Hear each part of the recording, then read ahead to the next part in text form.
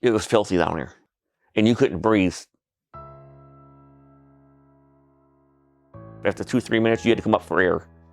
And during the winter months, you can't walk through your feet because it was cold. So the ball on the floor over here by my feet, it rolled to the kitchen. It just to the center of the house. Basically, they sealed the hole underneath my house. They raised the middle of the house, like I said, 2 to 3 inches.